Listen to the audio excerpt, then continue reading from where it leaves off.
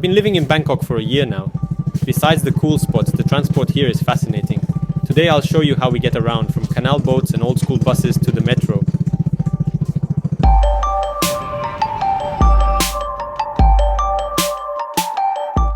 Suvarnabhumi is Bangkok's main airport, welcoming millions of tourists. Most have one thing on their mind: getting to their hotel ASAP. Some jump in a taxi, then get shocked by the fare. But there's a simpler, cheaper and even quicker option. The Skytrain is an elevated train that'll zip you to the center in 20-30 minutes, bypassing traffic. You buy a ticket at the machine, pick your stop, insert cash and get a token. It's super easy. 45 baht to the center, way cheaper than a taxi. Keep the token till the end of your ride, you can't exit without it. The Skytrain runs on elevated tracks, giving you a bird's eye view of the city. Multi-level interchanges, chaotic traffic, skyscrapers with old houses tucked in between. It's a great way to get a feel for Bangkok right off the bat. Fascinating. When the Skytrain was first launched, many locals were scared to ride it, believing that only spirits could move through the air. Now, it's one of the most popular modes of transport. By the way, notice how Thais form an orderly queue for the train, with no one pushing or crowding at the doors. Our first stop is Mahanakhon. This is the tallest skyscraper in the city, standing at 314 m. The building stands out among the city's glass towers. It's not just big, it's unusual. It's as if someone started building it, and then, at the last minute, decided to add something to it. The disappearing effect worked, making Mahanakhon a symbol of the new Bangkok. To go up, it costs 1.00 baht, not the cheapest tour, but they promise a panoramic view and a glass floor that you can literally stand on and realize that you are indeed hovering over the city. Even if you don't go in, the building is impressive. Now it's time for me to move on. The next mode of transport, I'll catch it right at the exit from the station.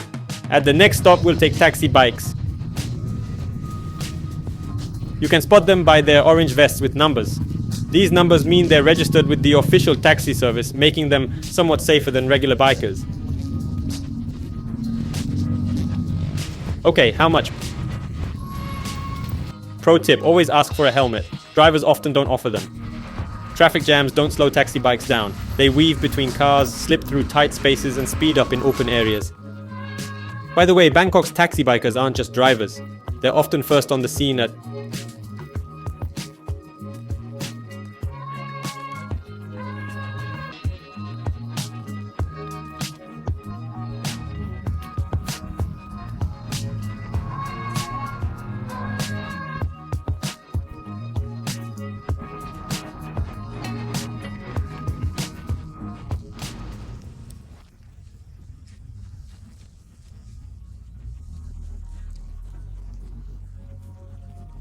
noisy Bangkok, with its traffic and crowds.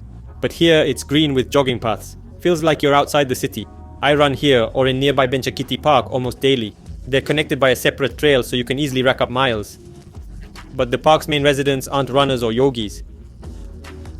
It's monitor lizards. These giant reptiles lazily roam the lawns, sometimes crossing paths, and completely they pay no attention to the people, as the locals are accustomed to them and consider them a symbol of good luck. The contrast between the surrounding parks, you run along shaded alleys, glass towers overhead, a great place to take a break from the city bustle, drink a coconut, and see Bangkok's unhurried side. We're taking this retro bus to the next spot. This bus is over 50 years old with wooden floors and sometimes even fans hanging from the ceilings. No air conditioning but fully open windows. They were made by Suzu Hino and Mercedes-Benz in the 70s and 80s and have mileage reaching several million kilometers. Inside, it's very simple. The driver turns a huge wheel, shifts gears with a crunch, and the conductor issues a 14 baht ticket. For that price, you get not just a ride, but a small journey back in time. Hot air wafts in from the windows. Street noise mixes with the engine's roar. I'm the only passenger. About 10 million ethnic Chinese live in Thailand. Chinatown is one of the oldest and most colorful parts of the city, so that will be our next stop.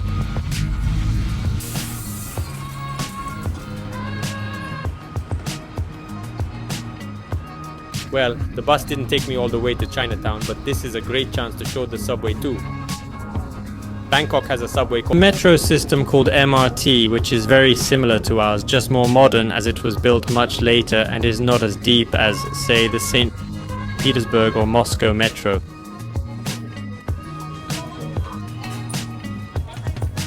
But a couple of differences can still be found, like the presence of restrooms at each station and designated seats, not just for pregnant women and the elderly, but also for monks.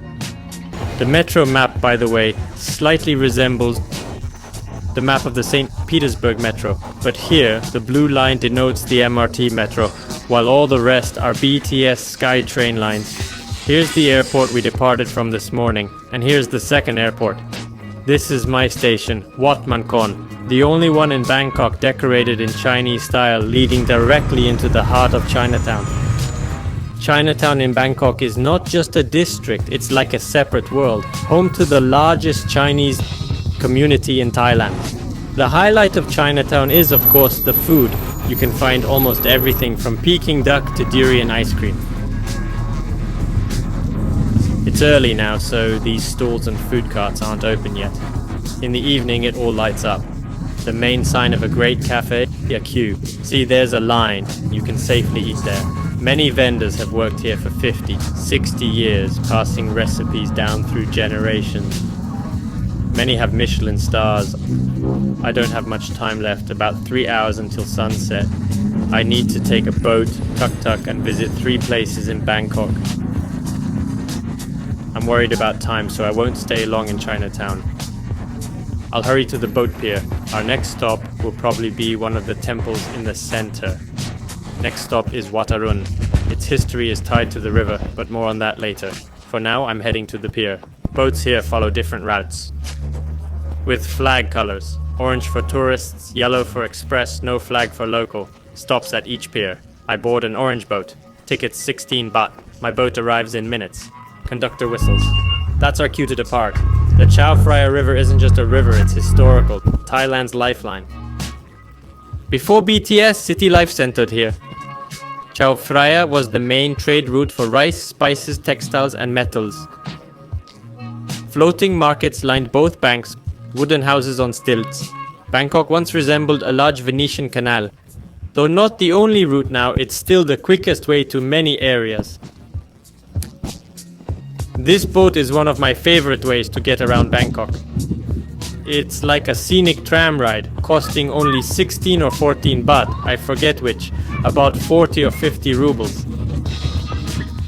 In 15 minutes I'll be over Wat Phra, with Wat Arun's tall pagoda visible from the pier.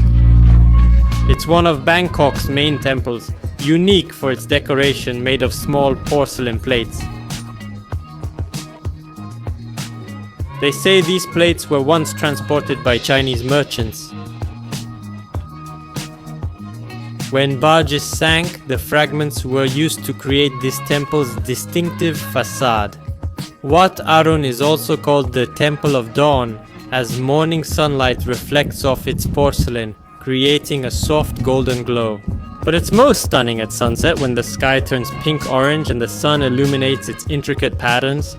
The main 82m pagoda has steep steps you can climb, though people sometimes fall. They say these steps symbolize the path to enlightenment. People visit Wat Arun for spiritual reasons and to take beautiful photos. One of the popular traditions is to take photos in Thai national costumes. Right at the entrance you can rent colorful silk outfits, which many tourists happily do. They pose in them against the backdrop of the temple, so there are always lots of people having full-on photo shoots. On that cute note, we end our visit to Wat Pho and go catch our next mode of transport. The next mode of transport we'll catch is a taxi.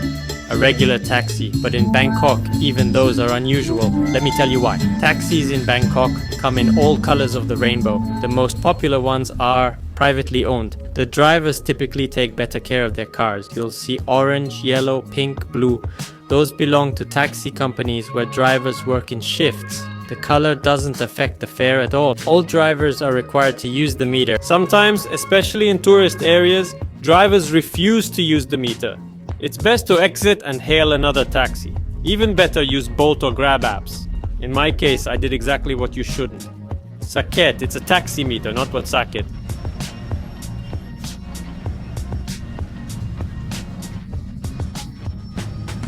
I wanted to show the meter numbers, but I filmed a turned off meter. Here's an active meter. Red 145 is the fare, green 27 is distance in km, green 16.5 is travel time. As you can see, Bangkok taxis are incredibly cheap. I paid only 145 baht for 27 kilometers. However, if a driver refuses to use the meter, the fare can be several times higher. If you still decide to, as someone who changed how the world sees Thailand, an entrepreneur, collector and traveler, his name is known to all, but his story ended abruptly, very unexpectedly.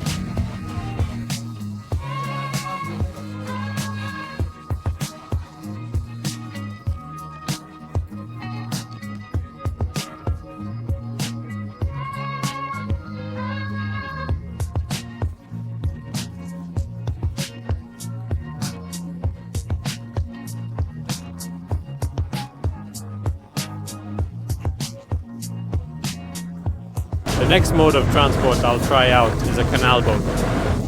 Bangkok was once crisscrossed with canals called the Venice of the East, like St. Petersburg is the Venice of the North. Most canals are filled now, but some remain, connecting different parts of the city. This transport is worth it. It's very cheap. I just paid 14 baht for a ticket. It's quite a colorful way to travel. I'm lucky, the boat's almost empty, but it can get packed during rush hour. The boat shakes and is noisy, with the engine running at full throttle. This isn't a tour boat, but daily transport for locals. The boat moves fast, maneuvering between bridge supports. You can see old stilt houses, small temples and street art along the banks. Bangkok's contrast is particularly evident here.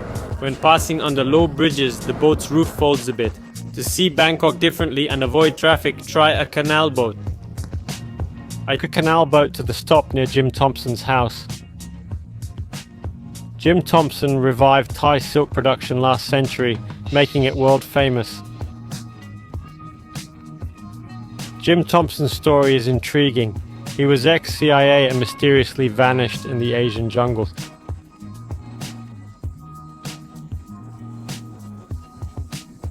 Some say he was killed by his own CIA, others that he got lost. The truth remains unknown.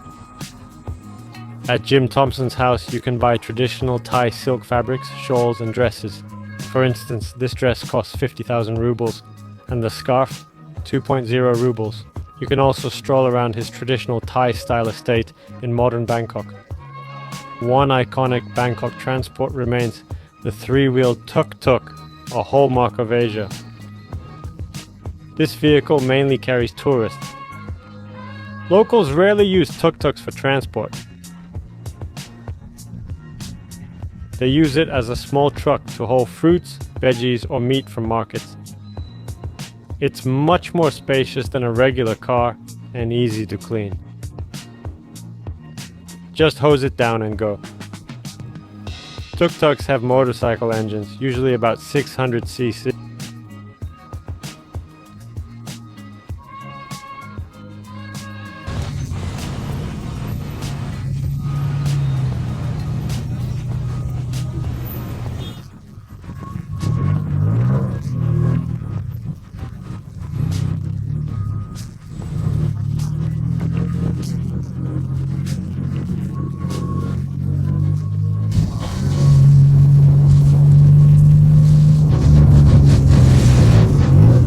A taxi ride would cost 50 to 100 baht. The tuk-tuk brought me to Cowboy, one of Bangkok's oldest party streets. This is where the city's nightlife begins, which I'll cover next time.